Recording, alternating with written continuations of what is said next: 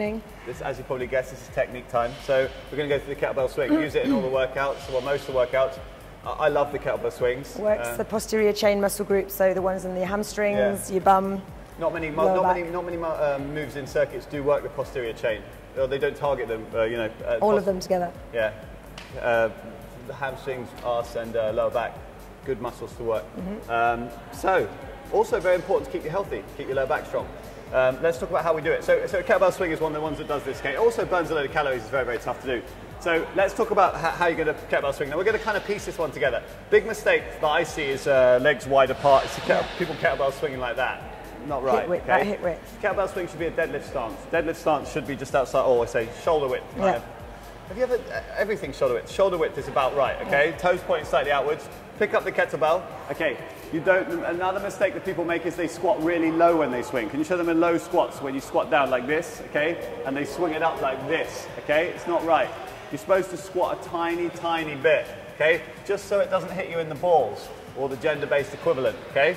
Now when the kettlebell comes back, you can have a little tail, you can stick your bum out a tiny bit where you're straight back, which is where you collect the power, and then connecting your wrists to your thighs, you're going to do what's called the hip drive, okay? Which is where you thrust from your hips, and all the power then, the kettlebell actually becomes weightless. It's not about dragging with the arms. The arms are very much secondary. You just literally they're just holding onto the kettlebell, stopping it from flying off into Sharjah, okay? So you're basically just going to use the drive from the hips. You don't hyperextend. Can you show them a hyperextension of the back? Okay, this is wrong, where you hip drive too far forward and end up bending your back up like this, okay? You hip drive to straight. Now there's two types of swings.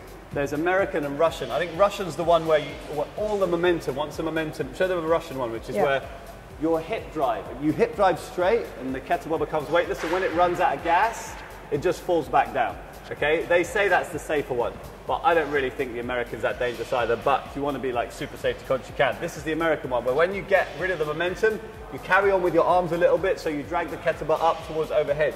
And when I get overhead, I push. So from here, it's a hip drive with a slight pull, here it's a push. Okay, to make sure it doesn't come up past the line of your head, or over the top of your head, I should say. Okay?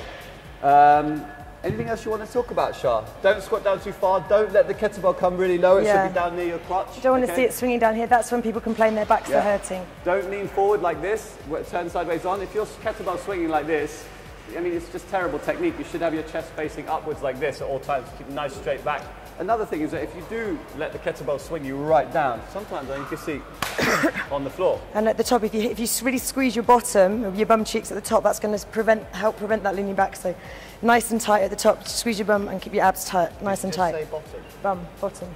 No one says bottom anymore. Arse? Yeah, arse is better. Okay. Bottom.